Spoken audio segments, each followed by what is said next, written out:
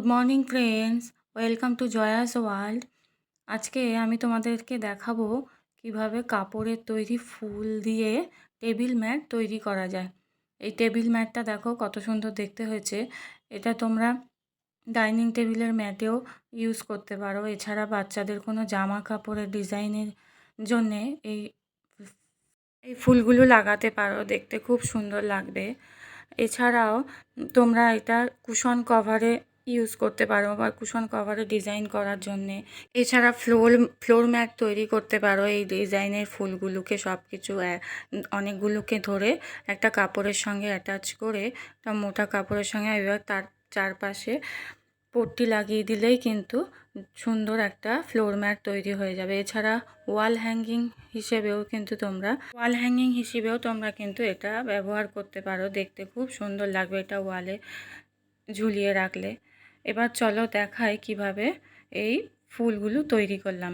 এই যে দেখো, এরকম একটা টুকরো কাপড় নিয়েছি ফুলটা তৈরি করতে।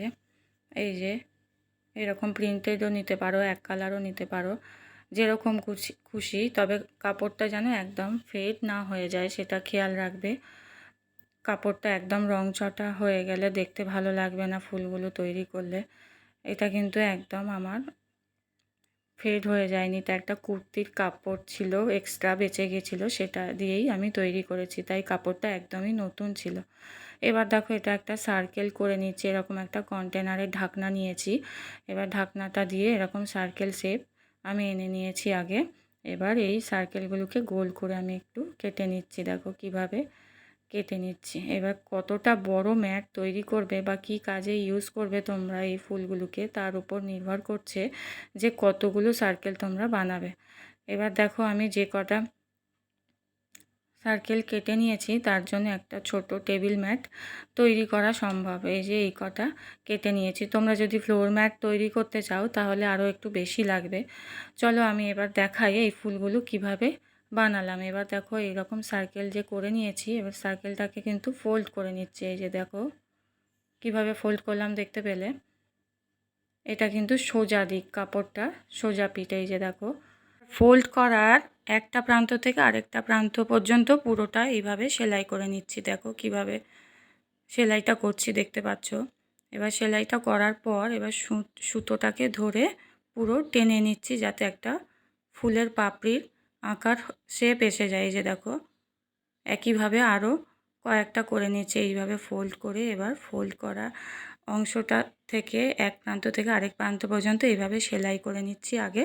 সেলাই করার পর এবার সুতোটাকে পুরো টেনে ছোট করে দিচ্ছি যাতে ফুলের পাপড়িগুলো একটা ছোট্ট ছোট্ট সাইজ এর মতো তৈরি হয়ে যায়। বড় সার্কেলটা যেন ছোট হয়ে একটা পাপড়ির আকার নেয়। এই যে দেখো, এরকম আরও 3টে পাপড়ি আমি তৈরি করে নিয়েছি।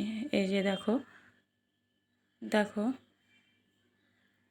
কীরকম আমার 3টে পাপড়ি তৈরি হয়ে গেছে। এরকম তোমরা যদি ফুলটা বড় করতে চাও, এই ফুলগুলো যদি একটু বড় করতে চাও তাহলে কিন্তু 3টের জায়গায় 5টা বা 6টা এরকম ছোট ছোট সার্কেল এইভাবে সেলাই করে অ্যাটাচ করে নেবে। আমি 5টা এরকম ছোট ছোট পাপড়ি তৈরি করে নিয়ে তারপর একটার সঙ্গে একটা অ্যাটাচ করে এরকম ফুলটা তৈরি করেছিলাম। এই যে দেখো, আমার কিন্তু ফুলটা তৈরি হয়ে গেল। এবার সুতোটাকে ভালো করে গিট দিয়ে সেলাই করে দেবে। এই যে দেখো কেমন সুন্দর আমার ফুল তৈরি হয়ে গেল। এইরকম তোমরা আরও কয়েকটা বানিয়ে নেবে। দেখো, আমি এই ফুলটা তৈরি করে নিলাম। আমার ফুলটা কিন্তু তৈরি হয়ে গেল। এবার সুতোটা কাঁচি দিয়ে কেটে নিলাম। দেখো, গিট দেওয়ার পর এই যে দেখো ফুলটা কত সুন্দর তৈরি হয়েছে। এই যে দেখো, এটা অন্য কালার দিয়েও করতে পারো। দেখো দেখতে কত সুন্দর হয়েছে। এবারে একই রকমভাবে আমি আরও এই ধরনের 4টে ফুল বানিয়েছি। তোমরা চাইলে আরও বেশিও বানাতে পারো। এই যে দেখো, ফুলের পাপড়িগুলোর সাইজ কিন্তু একই রকম নেবে। যে সার্কেলগুলো কাটছো সব কটা সার্কেল কিন্তু সমান যেন হয়, তাহলে ফুলটা ছোট বড় হলে দেখতে ভালো লাগবে না। এই যে দেখো কত সুন্দর আমার ফুলটা তৈরি হয়ে গেছে। এবার চলো দেখাই এর উপরে কি করছি।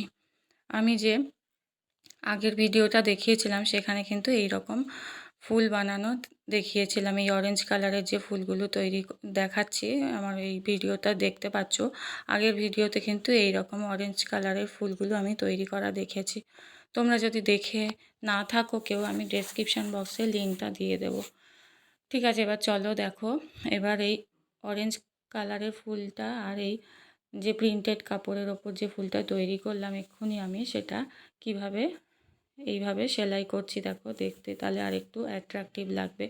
পুরো ম্যাটটা যদি একই কালারের ফুল দিয়ে করি অতটাও দেখতে হয়তো ভালো লাগবে না। সেটা তোমাদের ওপর নির্ভর করছে। তোমরা যদি এক কালারই করতে চাও তাহলে একই রকমই করো সব কটা ফুলই। এরকম 4টে ফুল যে আমি প্রিন্টেড কাপড় দিয়ে বানিয়েছি, এরকম 4টের জায়গায় আরও 10-12টা বেশি করে করে নেবে, তাহলে পুরো ম্যাটটাই একই কালারের ফুল দিয়ে হবে। আমি দেখো এই রকম অরেঞ্জ ফুলটা আর একটা এরকম প্রিন্টেড ফুল এইভাবে পুরোটা একসাথে সেলাই করে নিচ্ছি, যেভাবে আমি আঙুল দিয়ে দেখাচ্ছি। পুরোটাই কিন্তু একটার সঙ্গে একটা ফুল অ্যাটাচ করে পুরো এইরকম ধরনের একটা ম্যাট তৈরি করে নিচ্ছি। এই যে দেখো কিভাবে সেলাই করছি, একটা ফুলের সঙ্গে একটা ফুল এইভাবে অ্যাটাচ করে নেবে। যে যেরকমভাবে ডিজাইন আনতে চাও, একটার সঙ্গে একটা জোড়ো বা মাঝখানে শুধু একটা অরেঞ্জ ফুল রাখো, বাকি চারদিকটা অন্য কালার ফুল দাও, যেটা খুশি তোমরা ডিজাইন করতে চাও সেরমভাবে এইরকম সেলাই করে নেবে। এবার দেখো কি করছি, এই রকম একটা বোতাম নিয়েছি, যে কোনো পুরনো জামার বোতাম তোমরা নিতে পারো, যেটা আর হয়তো ইউজ করো না বা জামাটা বাতিল হয়ে গেছে। এরকম একটা বোতাম নিয়ে এবার একটা কাপড় ওই বোতামের সাইজের থেকে একটু বড় সাইজ করে কেটে নিয়েছি। এবার কেটে এবার চারদিকটা গোল করে এইভাবে সেলাই করছি। দেখো আমি কিভাবে সেলাই করছি। এইভাবে চারদিকটা গোল করে বোতামটাকে মাঝখানে রেখে এইভাবে গোল করে চারদিকে মুড়ে সেলাই করে নিতে হবে।